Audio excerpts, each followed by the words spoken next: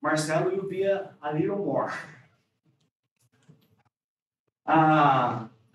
Russo, em Itália, Tiro Russo, em português, Ciro Russo. Now he's Brazilian. Presents to the weak interpretations and weak representations. And these concepts coincide with our translations and conservative translations respectively. Well, at least more 3 papers talking, showing some translations in any way.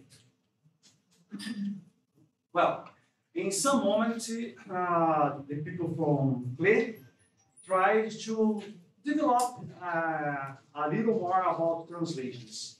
And looking for what we had at that moment, they observed something. It tried to contour this situation. Let's see. Conservative translations do not preserve triviality. If you have a set trivial in the first logic, maybe we can, the image of the set is not so trivial in the second logic. And maybe it's a little strange. Transfers are pretty general. The concept defined by Marcelo that I presented a little before, but require that every connective of the source logic must be translated into another connective. And this is sometimes a little restrictive. It's fine to translate connectives in connectives, but maybe in schema, we can change the connectivity. We can translate, for example, a conjunction in a disjunction. And Carnielli, Conillo, and Ottaviano introduced so the concept of a contextual translation. This paper, New Dimensions of Translation in Logic, and contextual translation simplify the concept of meta-translations, and this concept of meta-translations appeared in 2 papers of Conillo again, one of 2005 and 7. Contextual translations are mappings between languages preserving certain meta properties of the source logics that are defined in a formal first-order meta language.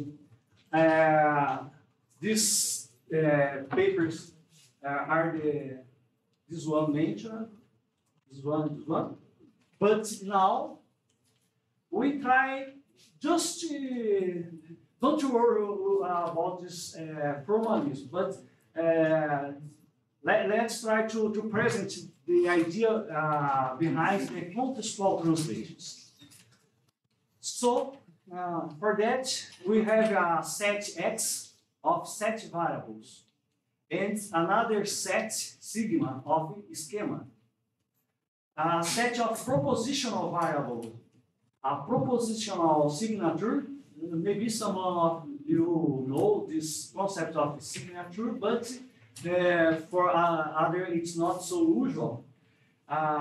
For any signature, the set of variable is included in C0, but the elements of Cn are connectives. Maybe we have here in C0 the connectives of RT0 or just elements, constants.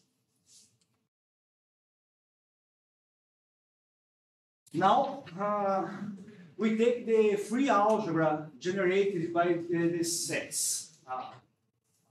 Our free algebra, and an assertion over the signature is a pair, as usual for us, a set and a formula. From the set we deduce or derive this formula. Y is finite, and it's an element of this is included in this collection of formulas. X union with the free algebra generated. And phi is just a formula. And what's a meta rule for us? A collection, a rule of in any context of logic. From this collection of premises, we conclude S. Just see. For all these elements are assertions. No, it's just a part. Now, the logic L has the meta property P if for every schemas sigma P L satisfies this condition. This schema is satisfied in the first logic. Now, the candidate to be a translation. This function, if between the two languages, is such that f of sigma is sigma for every. It's a identity function here. And S is a part. So we have the image of this function in the second logic, and we have all these conditions yet. Finally, if P is a meta rule in the first logic, in the first system, so if of P will be the meta rule in the second logic, in the second system. If P is structural, then we have this condition. Finally, a contextual translation or C translation is a function between these two logic with these considerations, such that the second logic, L prime, satisfies the meta property f of P whenever L satisfies the property P.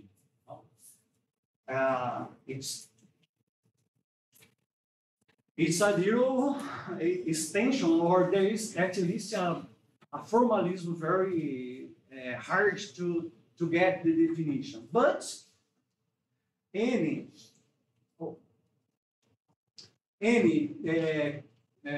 contextual translation, it's not a conservative, a contextual. Contextual translation is a translation in our sense. Excuse me?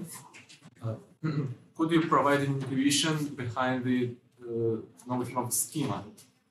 Schema of formulas, like axioms of schema. In order to... Let's just say, in the first line, item 1, sigma and pi are not schemas, are instantiation for variables. Okay? That is, every meta property can be instantiated in any possible way and still the variable. Yes, so I wanted to better grasp the definition. So it's like a translation which leaves the context untouched or something like this? Exactly, yes. Okay. The variables for sets are untouched. Think about the rule for sequence. Okay. Then the contexts are the same. Perfect. The idea of translation is a function between logic that preserves some logical notions. What logical notions? Marcelo put the condition of the context, just this several cases of deductions as a rule, and so this case of translations can translate in several cases, not exactly one. That's the idea. Hercules, it would be nice to observe that Marcelo first introduced these in 2005 and 2007 because we all definition we have accepted our general definition of translation, but our conservative translations showed to have some problems. Not bad problems, but they preserve non-triviality, but they don't preserve triviality. For instance, we saw that we may have a trivial logic if you define a translation, taking every formula of the source logic being translated into a theorem of the second one. It is a conservative translation, but we thought that this could not be so good. after that, we said that it is not a problem, it is a limit question, limit kind of logics. But Marcelo suggested this definition, this new definition of a translation that he called at the beginning meta-translation, thinking that the idea would be, instead of preserving derivability, the meta-translation would preserve meta-rules, would preserve the deduction rules of the system between the first one and the second one. But then when we began studying these translations, they are interesting, but it was supposed that this kind of translation, because we have the translations, the conservative translations are a special kind of translations. And at the beginning, we have thought that these meta-translations, that after we have called contextual translations, that they could be an intermediate concept between translation and conservative translation. But after that, we have seen that this was not happening. We show that they are independent concepts and that we have translations that are conservative and not contextual, and that we have translations that are contextual and not conservative.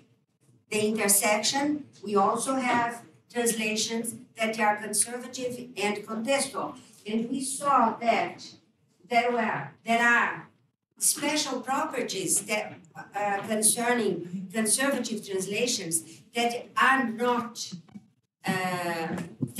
valid for contextual translations and vice versa.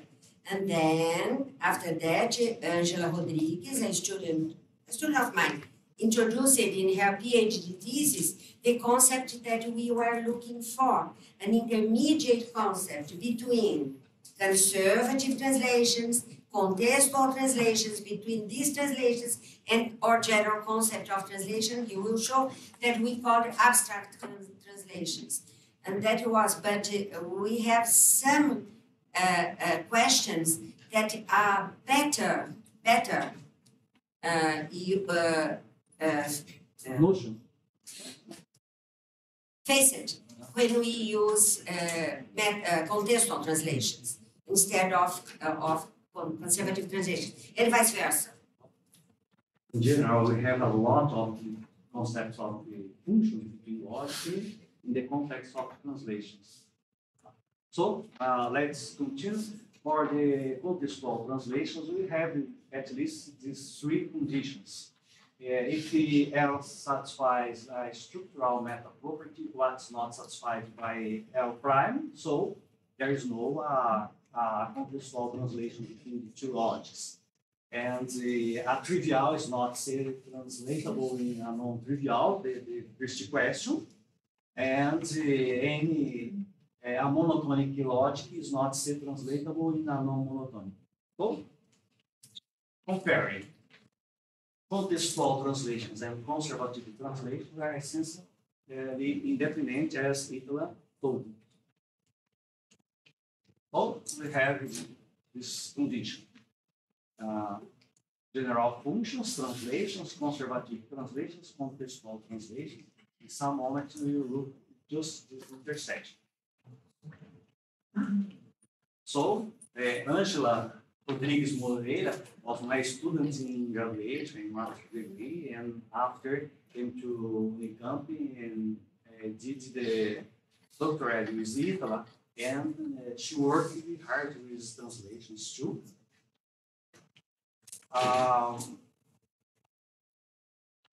He tried to clean the concept of contextual translations with the concept of the abstract contextual translations. Some difficulty in the contextual translations is that language. And as the translations in the first moment appeared just in a set theory context, so Angela thought that could put the same concept of the contextual translation just in the set just in the set theoretic space or context. So for her and Italy, of course,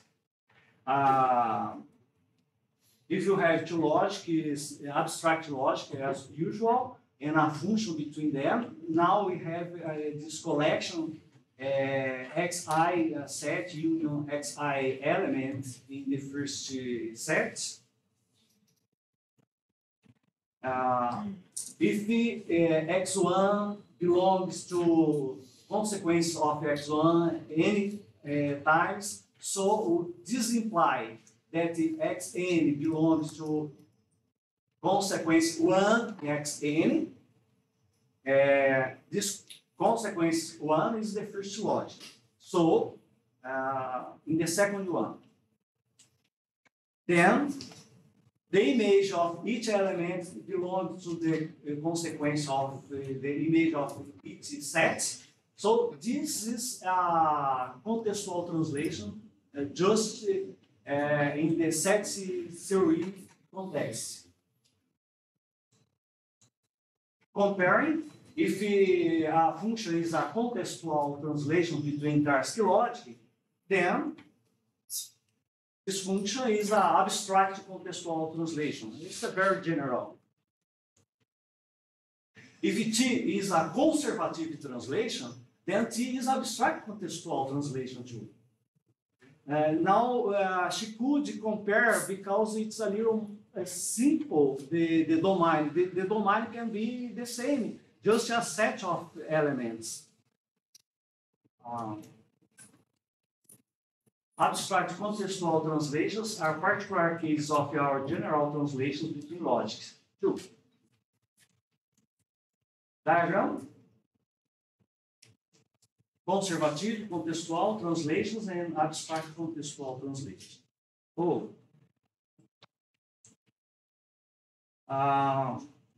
They tried to consider that the same scheme that we have used for conservative translations, and now there is a variation.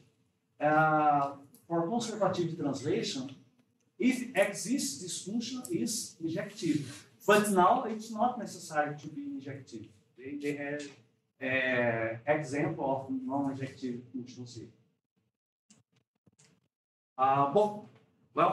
This guy has never gone to sleep. Could you project the previous The first one, one? please?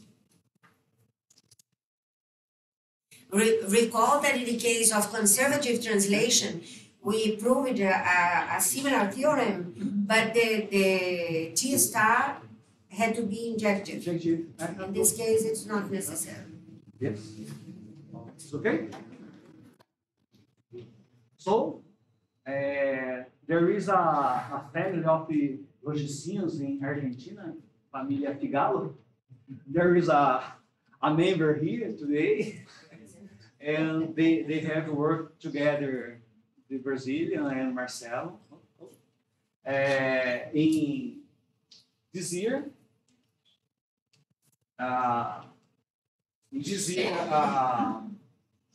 appeared the first definition of the hypertranslations according to its meta properties of the domain logic with more than one assertion in the conclusion, represented by Avron hypersequence are preserved. So in the next years they continue to develop these results. So appeared now is Marcelo Conilho and Figalo again, a formal framework for hypersequence calculus in the fiber. And again in 15, Conilho and Figalo introduced the categories CHC and GHC of commutative hypersequence calculus, and the morphism.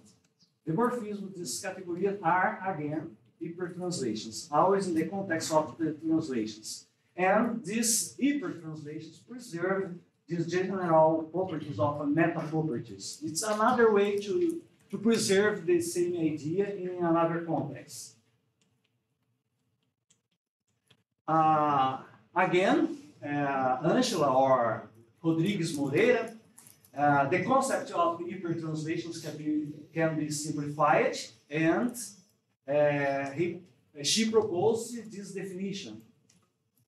For two logics, propositional logics, now defining the over signatures, a hypercontextual translation or contextual hypertranslation is a function between the language such that L has the property P, then in the second logic, in the second language, L prime has the meta property P.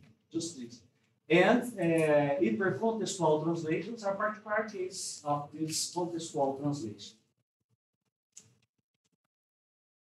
So, comparing again, conservative translations preserve non-triviality of the domain logic in the target logic, but in general, they do not preserve triviality of the domain logic. Contextual translations, the other one, preserve triviality of the domain logic, but every non-trivial logic can be contextually translatable in any trivial logic. There is a type of duality between the two concepts. Translations and abstract contextual translations do not preserve either triviality and non-triviality. These two concepts are a little more general in domain of logic. These are abstract contextual translations that are neither conservative translations nor contextual translations. And there are translations that are not abstract contextual translation. Maybe all of this will appear in the seconds. More definitions before.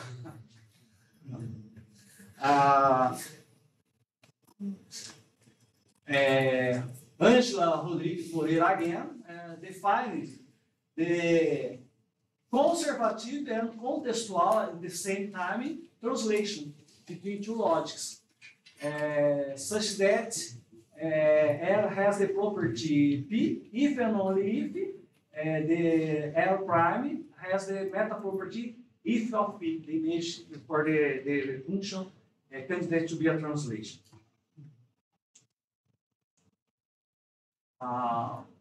And another concept, a little more strict. In the same case, we have a function, but now it's named strict conservative contextual translation, a little more restricted. And the condition is if L has the property P, then L prime has the property if P. But if L prime has the meta property P prime, so L has the meta property inverse image of F of P in the two directions, a little more restrictive. P prime. Yeah. Of P prime. Yes. P prime.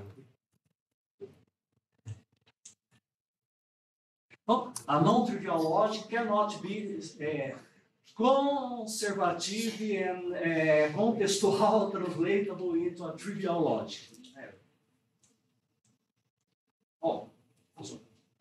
A trivial logic cannot be CC translatable into a non-trivial logic. So we can compare this case. And the isomorphism I have presented in the next moment is when the function is objective and preserve and conserve operations. I have talked about some this concept. Let's see. We have a category of translations. This category is a B-complete category.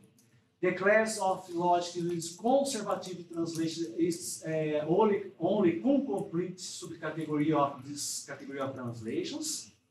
Category of logics and abstract conservative translations denote this is a B-complete subcategory of TR. It's a little more general. TR is a full subcategory of the cumulative non-monotonic. This I didn't present it here, but just a conclusion. And The top we have presented, the topological is a case, topological space and morphism as continuum functions is a full subcategory of B-complete category of translations. And now I would like to have a master degree because I did this this figure. It's completely difficult to prepare this one. But let's see. We start with the definition of the translation. It's here, the expression. So we studied the conservative translation, this cycle. And contextual translations is another cycle. So Angela proposes the definition of the conservative and contextual translation, just it is intersection. A special case, the strict conservative and contextual translation is here. The hyper-contextual translations, it's here. And of course, the isomorphism is a very particular case in the center of this translation. So this figure can show us the comparison of all these concepts of translation that we have thinking about or developed in the context. I believe one thing is interesting. There is no closed event, closed construction. Everyone can think about a new condition or a new proposal of function between logic is preserved and compared with we have done. And I don't like to say that one of the concepts is better than the other one. They are just different. Someone in some moment thought about this condition, tried to develop the ideas, and in general, we take a lot of messy for development, but we try to obtain some particular case of logic too. And Marcelo, you continue presenting in this moment, you present how we can, in some conditions, obtain some logics and some translations too. I believe I finished. Yeah, it's okay. Excuse me? Does any of these restricted notions of translations have a topological counterpart? Topological nice counterpart, like restricted continuous function? Yes.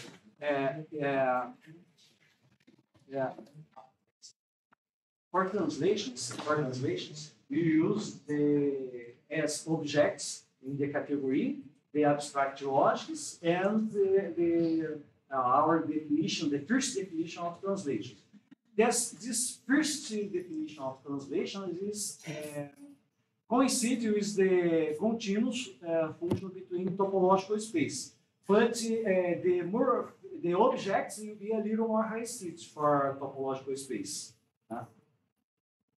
Well, I mean, what if I consider like abstract contextual translations for topological spaces? Do I obtain something interesting to study or not? Oh, it's interesting to study. Yeah, it's possible. It's okay. But we have concentrated in the tradition of abstract logic. But always possible to see something between of them. Can you say? Ítala? Huh? No. According to our definition, topological spaces are particular cases of logics. But his question is if we have studied relations between abstract contextual translations and continuous functions. Yeah, so maybe there are some abstract contextual. I think that we have not. We have studied interrelation between the category of topological spaces and the category of logics with translations. but not the interrelation between topological, the Exactly. category of topological space and the category of logics with abstract contextual relation. This could be an interesting question, I think. Two questions, Rita. Start with one. So I think you had a slide at some point saying something about translations that are both conservative and contextual, preserving both triviality and non-triviality. I'm not sure. What do you mean by preserving there? Why preserve? Yes. Oh, if you have a set trivial or non-trivial, the function can be, in some cases, to be trivial. So we say preserve triviality or preserve non-triviality. It's interesting because we have tried to compare logics and in general some paraconsistent logics. So we want to think if we can translate paraconsistent logic in another known, just some properties of general logic that we put in on question to think about the translation. So a CC translation. So you can't translate CC translate a non-trivial logic into a trivial one, or vice versa. That's cool. I don't know. I don't know. Maybe. Can you go back to the first slide?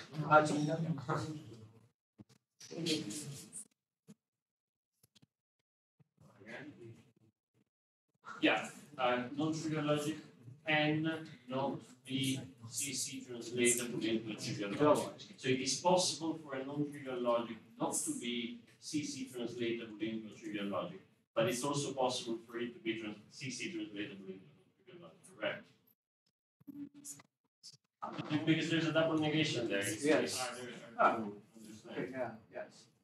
So it can happen that a non-trivial logic Not- isn't CC translatable into a trivial logic. Right? Yes. Okay. Another question?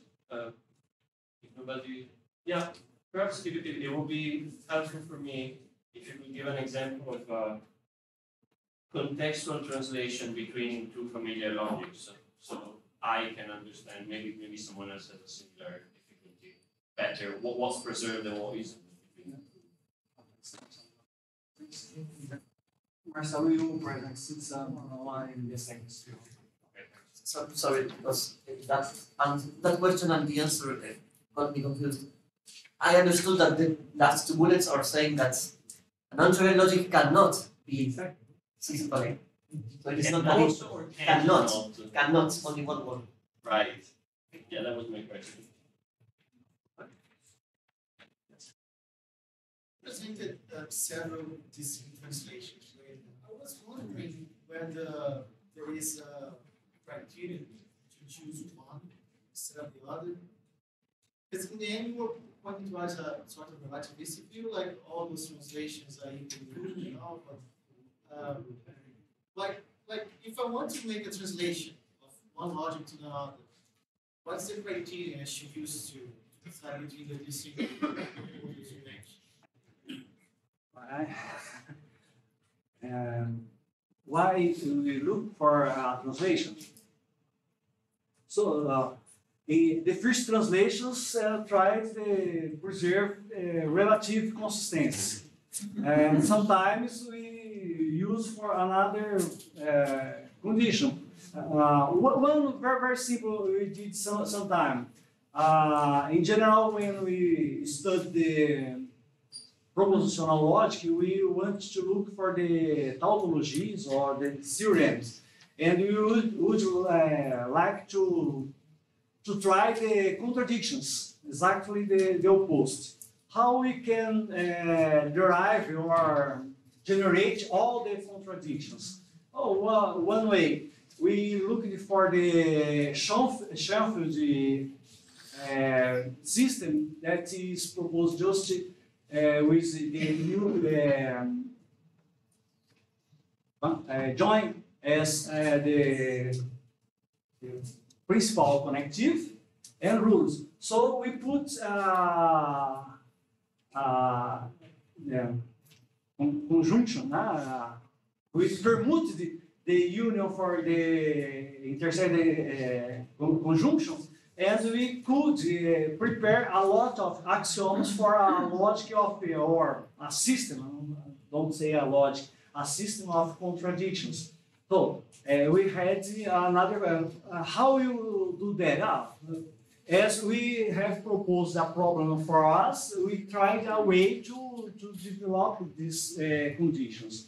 The first functions between intuitionistic logic and modal logic, in particular S4 logic, was sought particularly by Tarski and some partners that for any topological space, if we have the closed sets, we have a model for S4. If you take the open sets, we have the algebra of open sets, we have a model for intuitionistic logic. So he could define a function between in any case, we have some problems. Sometimes we can get meet a way to define a function, and sometimes we don't get. Or sometimes we make some functions so much difficult to calculate. It's a function. For sets, we have infinite possible functions to be defined, but some one of them are very interesting in some cases, in other cases, and unfortunately, we don't have a way to obtain translations in general. Sometimes we have some questions. Some time ago, Italy and me, we tried to define a very nice function between three-valued logic organized by the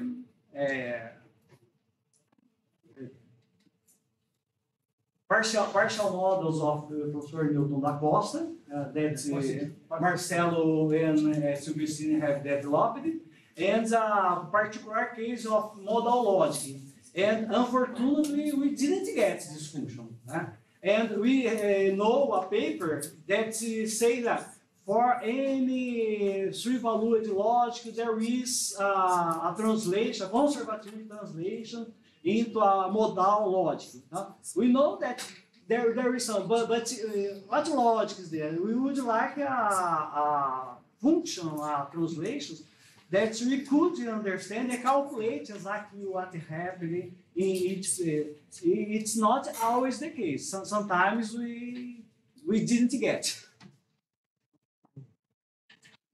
It is also interesting to find conservative translation or translation in logic, but even more than conservative translations for decidability questions. You can translate conservatively logic into second one. The second one is decidable, and your translation is also an algorithm. Then you obtain immediately a decision procedure for the first logic. And for this kind of question, it's interesting to translate the logic into another one. And as we will say in the second part of the tutorial, translations arise very naturally in the context of combining logic. The very notion of translation in logic is interesting and necessary and has applications. It seems that we defined, introduced distinct definitions. And as Hercules said, our conclusion is that no one of them is better than the other one. It depends which problem we are wanting to study. What we are looking for preservation. And so sometimes it's better to deal with conservative translations, sometimes with contextual translations. It depends on the problem we are studying. I would like to know if there are examples of translations. Which kind of translations? A pergunta é de the example, just the first traditional functions, but we have several examples of translation. Unfortunately, I didn't bring it here. I'm sorry. But then, like, double negation Yes. translation would fit some of those. Yes. Yes. The global translation are particular and inspirations for all that we have done with the translations after that. Which one? Which one? Which one? All of them. What's the inspiration? No. Oh. The Ghetto translation is which one of them? Is it conservative? Is It's just the function of Ghetto are just to preserve theorem. If it's theorem in logic, is theorem in another one. And the Ghetto function was fantastic for the proposed by Ghetto in that moment. Just consider the relative consistency of classical logic and classical arithmetic relative to intuitionistic, because in that moment there was a discussion about the relations after the crisis of mathematics in the end of the 19th century. What would be the best math, how you must develop masses, and there was a defense of constructive mathematics or the usual and traditional math. And with these functions, not only Ghetto, also Gates and Komogorov, as we have told in the first meeting, all of them were interested in this problem. And they used them functions as a way to give answers for this question. And for the relative consistency between intuitionistic and classical logic. So arithmetic. Question The aim was arithmetic. is it conservative? Is it contextual? Is it both? It's abstract. No, Yes. Gödel's is not even a translation, according to our definition. Okay. It doesn't preserve derivability. It only preserves theoremhood. And more or less simultaneously, Gensen published his paper, and Gensen's function is not only a translation, but also a conservative translation. And Gensen presented a constructive proof for his results. And so Gensen's paper, let's say, is much richer than Gödel's one. Gödel's paper has been many times very much used, but it's not so, let's say, so beautiful as Komogorov and Gensen. Because we are in a research project and we want to compare, study each case of function and tradition, so we look for one detail here, another detail there. But of course, the function of Gödel is fantastic and resolved the problem in that moment. So it's not poor, just is a function and resolve the problem. But for us, we have think we have thought about all the conditions and try to compare the concepts and develop new concepts too. We have tried new constructions too. Just one more question. You are looking to syntax. Have you tried to look for semantics? You know, because you have a duality and everything. It might be possible to define translations using just semantic. Yes, appeared at least one definition from Epstein that uses strongly the modal, the semantical concepts for the definition. but as we have tried to go in a very general way, you use just set theory, it was difficult to put a model in that moment. But if some logic has model strongly adequate, and no every logic has model completely adequate. Huh? So sometimes we can use interdefinable model and syntactic and semantic, but sometimes it's not possible. So we have an option that attends our interest in some moment. But we know sometimes we use, and in general, when we are preparing some translations, in general, we work over the models. It's funny. I believe I have talked to you in some moments that in general, logic as the first presentation is a collection of axioms, some rules, and you don't know anything else about that. When we think about, in general, we think about the model of that logic. So to compute, to construct functions, in general, we look for the model of logic, yes, of course. Mariano and PTR, Arnett, yes, and Darlan into working about how to create a correspondence between the syntactical approach and semantic one. In some cases, it's very interesting, and there is a lot of papers about this. And also about how to use some proposal for generalization, for example, of generalization to create this correspondence. And also about the Gödel translation, there is another papers about how to generalize, how to create generalized versions of Gödel's like translations. They mainly working about the Glewenko translation between classical and intuitionist logic and how we can see it in a more general way with a lot of Spanish logics. Yes. Very strange. With the Heyting algebras, it's possible to define several different functions. They are similar with properties of the double negation. In my opinion, there is at least three important conditions that we went to explore when we see the categories of logic in this sense.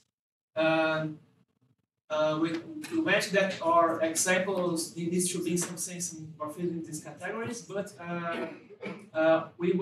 we also went to get good categories in terms of their repeaters. For example, I went that it should be complete, complete, locally predictable, or okay, a lot of good stuff. And do you work in this sense of good properties in these categories? Because I remember that when you take more general proposal of morphisms, generally the categorical properties becomes bad, and there is a lot of tricks that you need to do to do some corrections in these categories. And what do you do about this? Just a part. We tried some first steps in category, but as I told you, we are not categorists like the group of Hugo Mariano.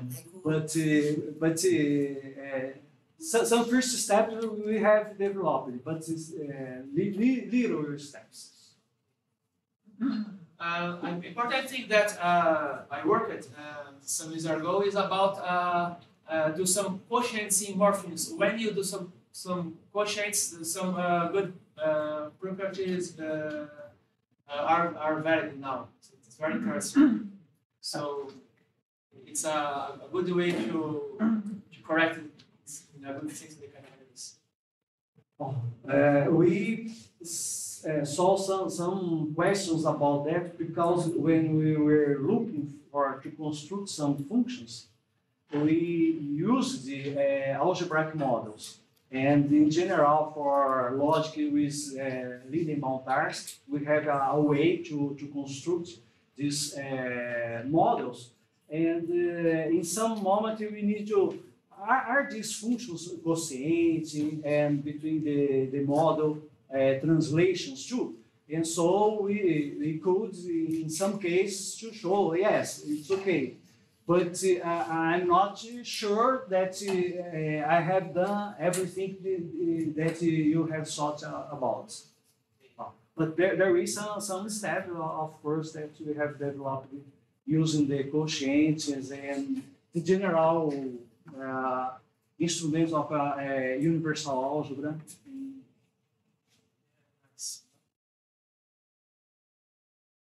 Time for Marcelo.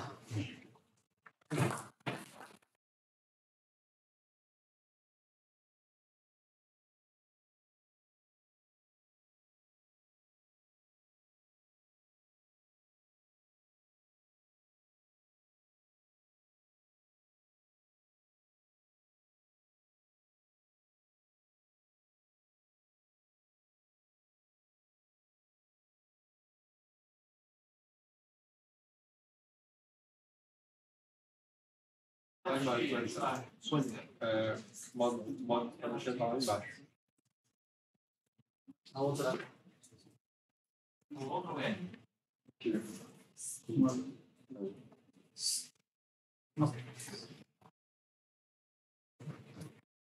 Well, let's start the second part of the tutorial.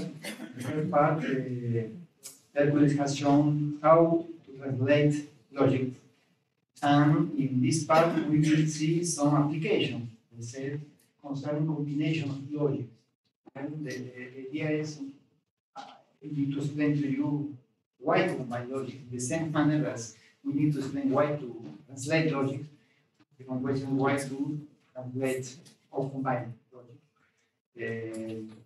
Of course, it's a very vast, wide subject, and in these few hours, I will show to you some particular techniques, some particular problems that appears in the area, of course, and I will give to you some reference to somebody is interested in learn a bit more about stuff.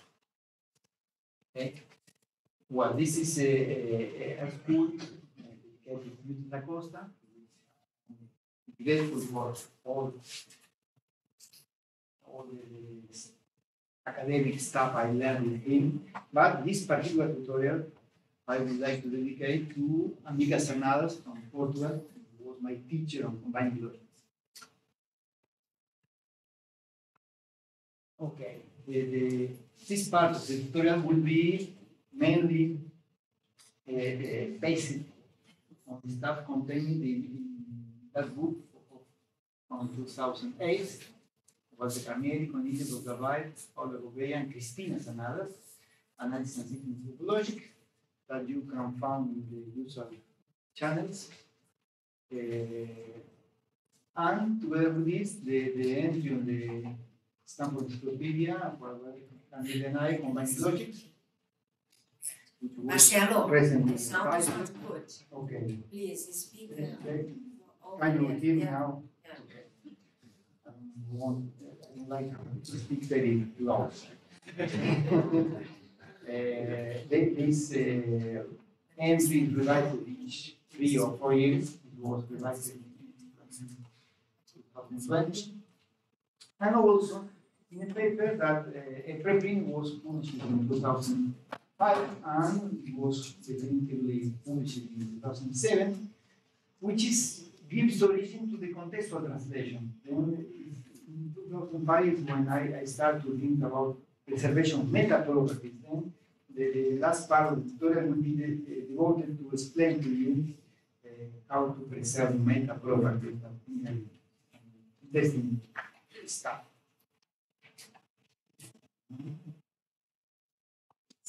Yes. Well, I will start with some brief conceptual motivation. I don't say philosophical motivation because I know that in his famous passages of the treatise of human nature, Hume generated controversy, as somebody here know, when you observe that sometimes people draw conclusions about, starting from descriptive statement from O to B, based on descriptive statement of the form what is. From what is, we deduce. Yes. Can you use the microphone like this? Sorry. Like take a little bit more space. Más espacio. Mas espaço de boca. Ah, Here. This way. Okay. sí, sí, sí. Well, you start from the descriptive statement, what is, and you deduce what ought to be. Okay, this is very strange. And according to Hume, this involves a dangerous change of subject matter. Maybe this not very convenient. Okay, now I'm here. Well, whatever or more ought can be derived from was generated debate in social circles, and majority of interpreters sustain that for Hume this is impossible. Okay. Observe that we are why are talking about this? Because it involves a combination of logics. Okay, we have in this case we are combining analytic logic with the deontic logic. Okay, the logic about what is, and the deontic logic what ought to be. Okay, and the only way to deal with this kind of problem, according to authors as Gerard Schultz, will be using bridge principle. What is the bridge principle? It is, as the name suggests, you are constructing a bridge between different subjects. Okay, in this case, you are constructing a bridge between analytic and deontic logic. In this case, the formal principle would be this one. Okay, P implies ought B. Okay. There are other examples and interesting examples. For instance, the discussion about the moral principle ought implies can. Attributed to Kant. It was mentioned here in the talk by Neha when she comments about moral, the conflicts in which how is possible to be obligated to do something that is impossible. Okay, this is which is behind this principle. What ought to be, it will be possible. Okay, then we have here another clear example of a bridge principle. Okay, again, in this case between the deontic logic and again the analytic logic. Okay. Of course, we are not trying to solve these philosophical problems by using formulas, but it's interesting to clarify the situation. Okay, it's interesting to trying to understand what is happening here. Okay, and this is one motivation for combining logic. You are according to some problem you are studying, or in complete situations, for instance, in computer science, it appears the necessity of combining or put together different kind of systems. Each system could be seen as a logic. Okay. Then two ways or two problems appears here, two sub-problems. How to compose simple logics in order to get a more complex logics, as in this case. Okay, we are composing two logics into bimoral logics, or otherwise you can start from a complex logic and then you decompose these logics in fragments. That's the point that we will analyze in the last part of the tutorial, and this is why the meta translations are interesting. This is why they were designed. Okay. Combination logic is a young topic. You can say that it has few decades since it was introduced. But the idea is not new. Okay.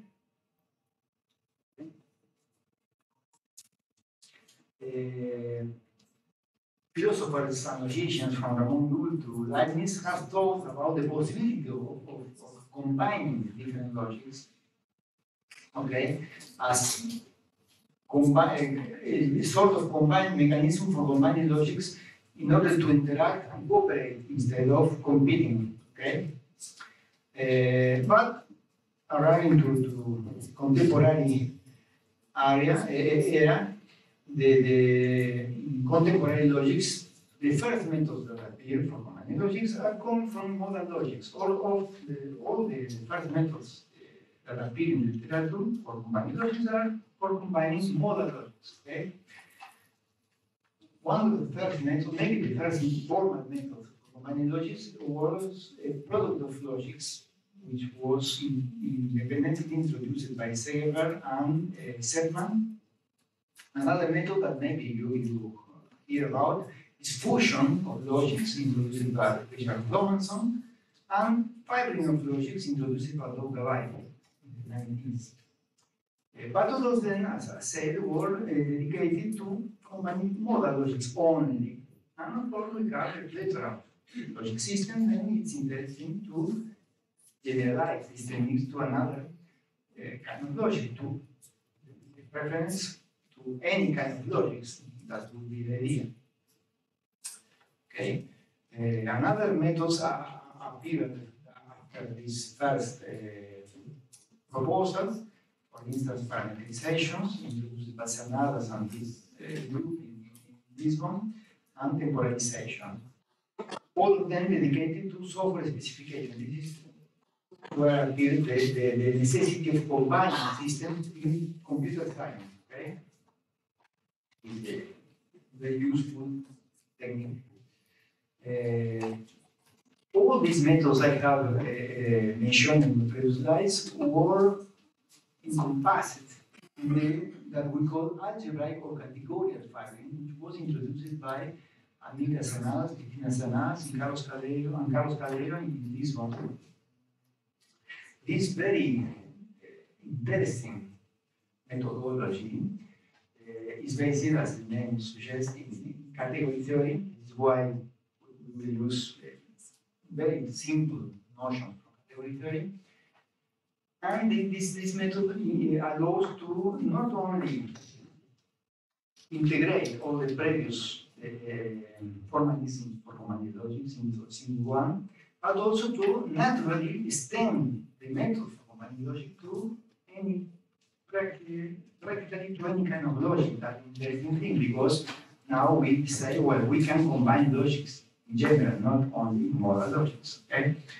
And the way the method of fusion, for instance, doesn't work for non-normal modal logics. Finger and Rogerio Fajardo shown some years ago. Then fusion, for instance, only works well for normal modal logics. Okay. But apparently, when we think about combining logics, the idea is, well, take two logics and then you put both logic together in order to get a larger logic. Okay.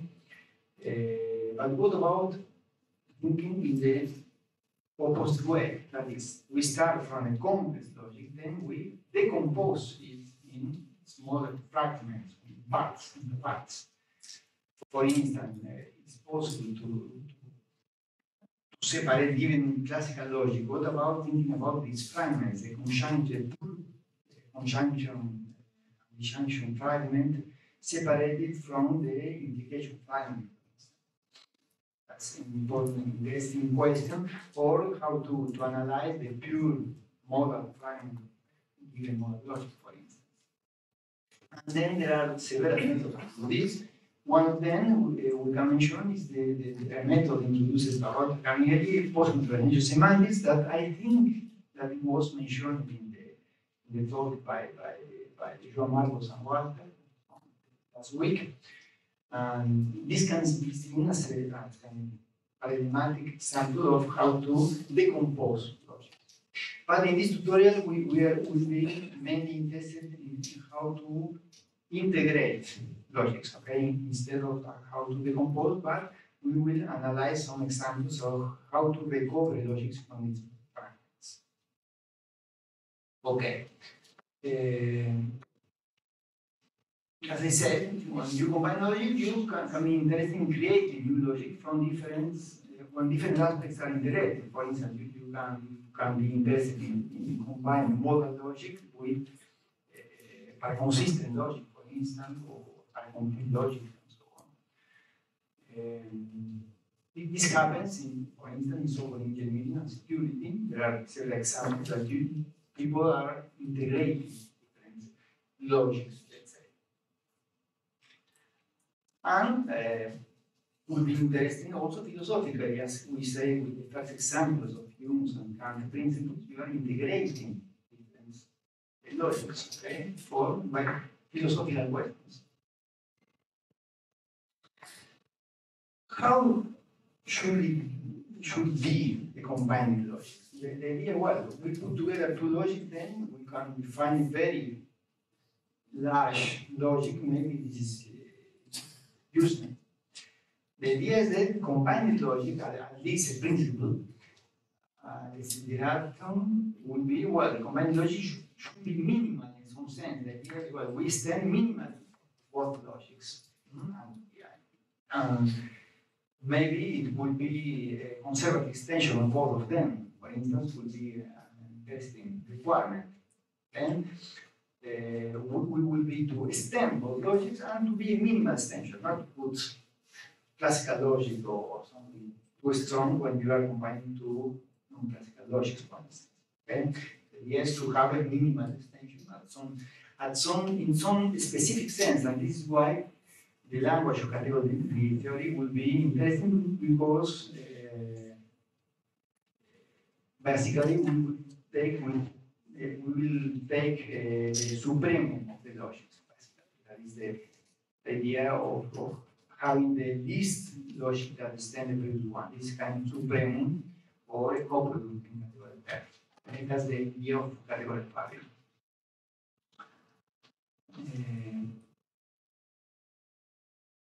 But observe that another question that immediately, if each logic is defined in the language.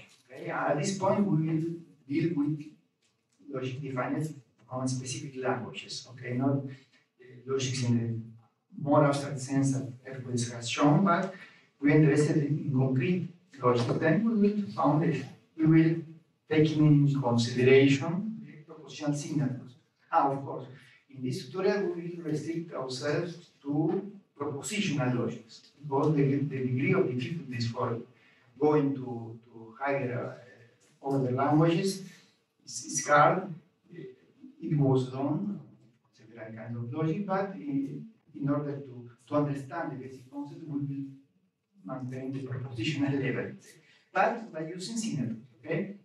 Then you have two logic, each one has its own connectives.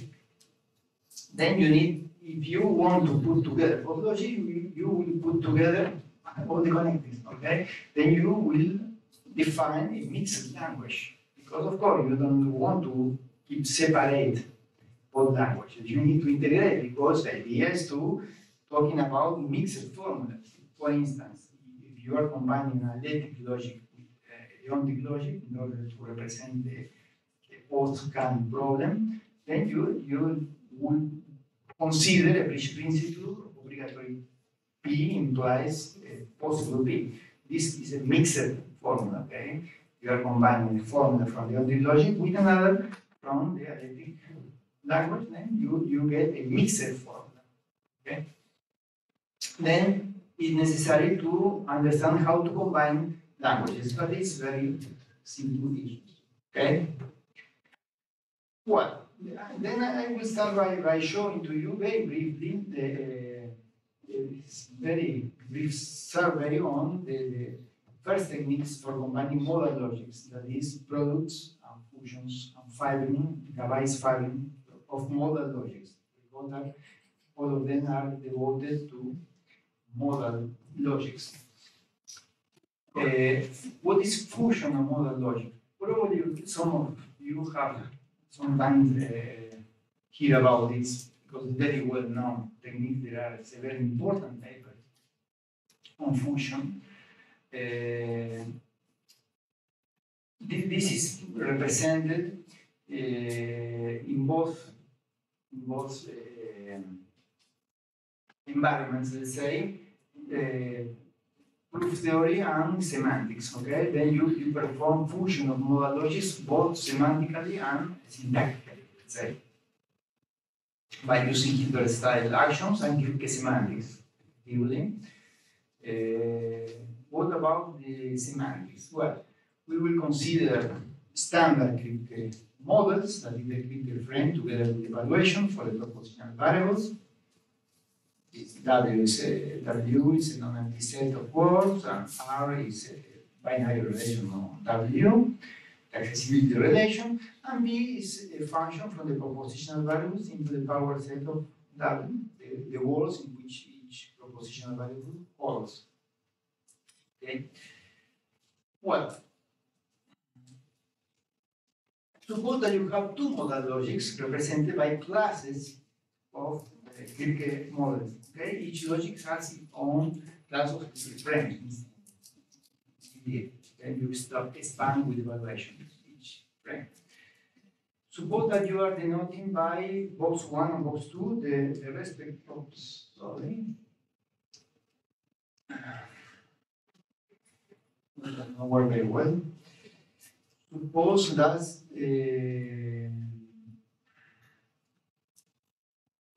you consider a box 1 and box 2 for each logic, okay, respectively, and you have a class M1 and M2 of Kripke models for each logic, okay? Of course, you are assuming that both logics are normal, okay? Then they satisfy the K action and the necessitation rule. What is the fusion then of L1 and L2? Well, it's a normal bimodal logic. You will have two boxes, then you will define a mixed language in which you have now two boxes. But observe that the classical negation and the classical implication are shaded, let's say. We will have only one negation, only one implication. In terms of categorical firing, in las cernadas, it will be called a constrained firing. Firing by restricting to sharing the negation and implication. It's not an absolutely free firing in which you will have, in that case, two negations and two implications.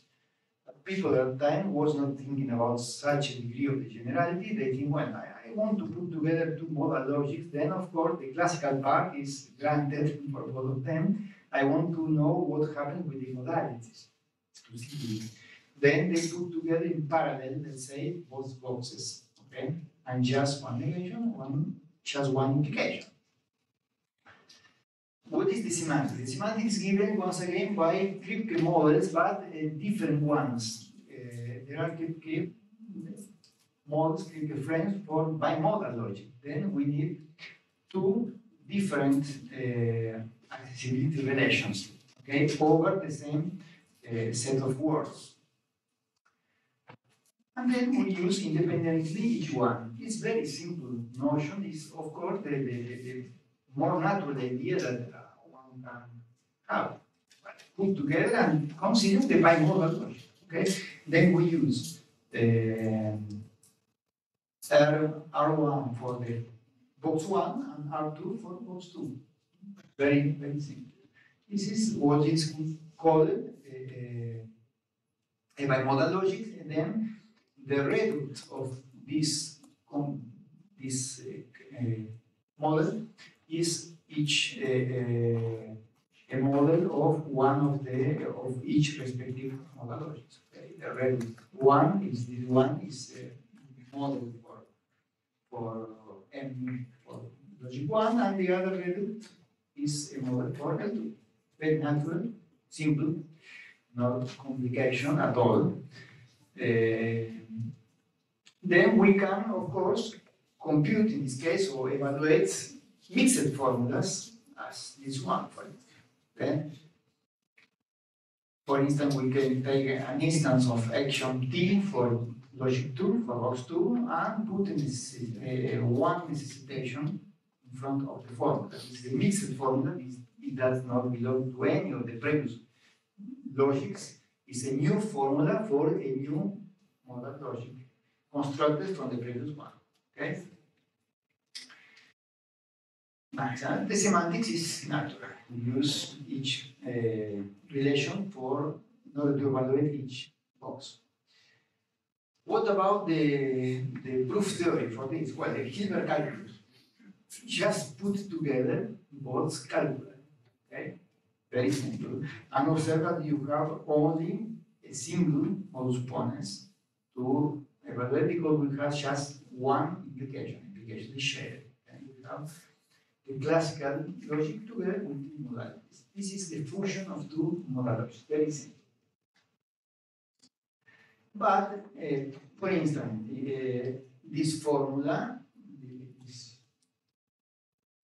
here, phi, can be derived as from this formula. This formula could be, for instance, instance of action T, supposing that both two satisfy action T.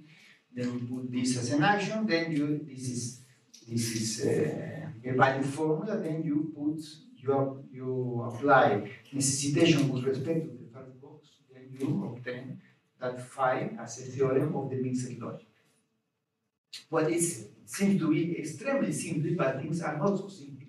Why? Because you can have two specific modal logics, L1 and L2. Each of one has its own class of models, M1 and M2.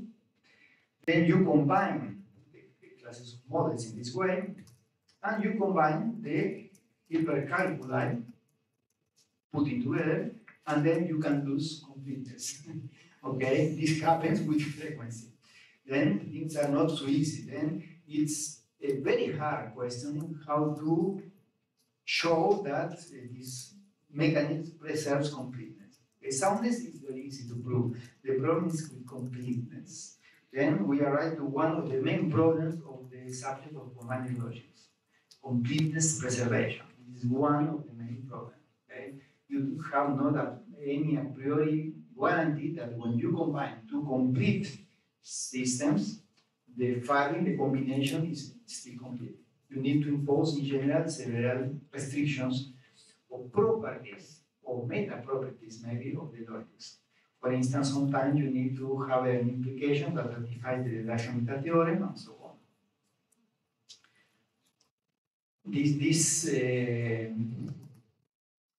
An example of fusion is due to Gerhard Schulz. He has a very interesting book about the is-ought problem.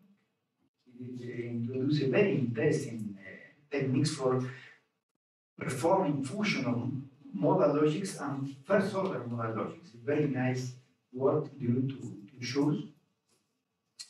Analyzing also from the philosophical point of view.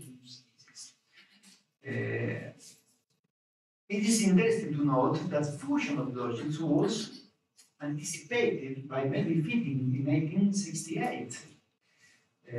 He has the idea to combine alephic and deontic modalities by means of fusion before the concept of fusion has been introduced. He was a precursor of the idea of fusion of logic.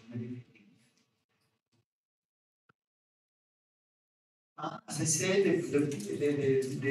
idea of the problem is how to guarantee the transference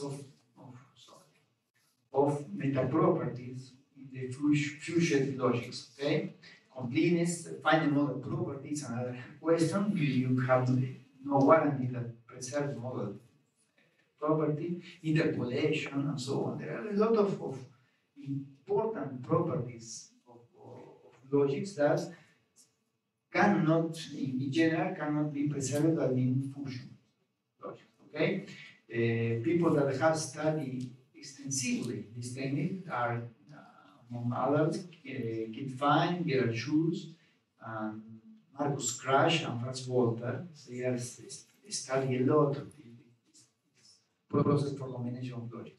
You can find it, if you are interested in knowing about what problems can arise by fusion logics, I remit you to these references. All the references of the topics that I mentioned along these lectures are contained in the entry commanded logics in the Stanford Encyclopedia. You can find a very extensive bibliography there. And some of these problems can be solutionated by using the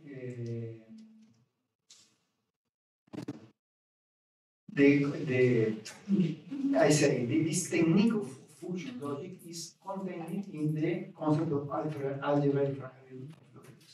Okay? But the problem of fusion is, as it stands, is only works for modal logic. How to extend to another kind of logics? Okay? That's the problem. As I said here, it's designed exclusively to combine modal logics. And algebra driving, as I said, can be avoid this problem because it naturally extends to any kind of logic virtually. Another historical, well, I will talk very briefly on this, and we will spend the lessons today. Products of modal logics. Modal logics were introduced by Segever and Sedman in 1970s in order to represent time and space information. And the idea in this case is to take the product, as the name states. You take the given two frames as before. You take the product in this way of the words, okay, and you define two relations. Once again, is a bimodal logic, the result of the product of two modal logics, and then these relations are defined over this product, okay, and the evaluation is naturally the product of the evaluation, okay. The idea is, well, the accessibility relations R1 is defined for modality 1, then is used on the first coordinate, the relation 1. On the second coordinate, you require that the second coordinates must be equal. And symmetrically for the second modality, okay. You use the second accessibility relation for the second coordinate, and the first coordinate must be the same. And the evaluation is the product of the evaluations. One interesting point is that in this way arise some bridge principles automatically, always appear bridge principles when you compute the product of modal logic. This is a bit strange or surprising side. At least you get always these commutative principles among the possibility operators and this bridge principle between the possibility and the necessity operation in both logics. Okay, this is called Church-Clauser property. And then because of this, you need to add when you are combining in this way. You are combining semantically. Okay, then if you combine the Hilbert calculi, you need to add. You are forced to add these actions. Okay, because it holds semantically. Then you don't have an automatic way to axiomatize because it appears always. Maybe it depends on the class of models you are working. Maybe it appears another interaction law. Then it's a bit unpredictable. Okay, it could be as a defect of as a problem of the methods, a limitation. I don't know. And as in the case of fusion, this does not allow a direct generalization to logics other than modal ones. Then I think that it's time to stop here because the next topic is firing by function defined by Gabay. Then I think that it's time to get the break. Okay?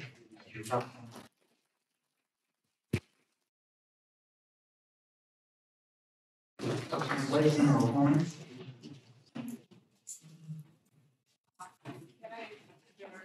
Of course. So my question is actually related to the first part of the course, if that's okay. Because yesterday we didn't have time, so we just said we're going to leave any questions for tomorrow, right? So yeah, my question is, I really like this approach of generalizing the notion of translations in logic. I really like it. I'm just wondering, since we have this concept that we have represented the logics as objects in a category of translations, and the morphisms were the translations themselves, right? So I was just wondering, like, one wanted to take a different approach and to have logics not as objects, but as categories, and translations as functors. Each logic a category, Yeah. and interpretation will be a functor with the Yes, category. yes, because in categories we have identity arrows, and in logics we usually have, let's say, introduced from A, and we also have the compositions of sums and stuff like that. I was just wondering, what do you think are the pros and cons of like the approach that we have taken here on the course? And maybe why would this approach be better than the second one? I never think about that possibility. I think that it's possible, but in mathematics always it's possible, but consistent. Okay, sure, but I have this motivation because there are some results that you can, for instance, represent intuitionistic logic in categories. Yeah, you can represent classical logic also in categories, but with some complications. So it would be kind of a natural representation, since that is related to the question I asked like a day ago. Because because in categories proofs would be morphisms, and we could, like, when we translate, we can kind of, in some cases, maybe we can easier, preserve the proofs themselves. Yes, I agree with you. We have tried in some moments as logic is very general. So in that case, you can consider the syntactical definition of abstract logic. And in the other case, the semantical, in the same case, the functors in one direction must be the correction, in the other direction the functor. And this is consider the completeness of the thought. It's probably we did develop a lot about that. Okay. But I think you have a good vision to develop. And then I understand your point. You think about the possibility of reproduce the already casted into a category through the morphism. Yeah, sure. Yes, you get a rich idea. This was also for linear logic, for instance. Yes, it's interesting idea. The problem is that in general, some logic has no good proof theory. Maybe some kind of consistent logic, for instance, which are not full functional. Maybe you have some problem, but it could be possible. Of course, it could be possible. It's a good idea, good approach.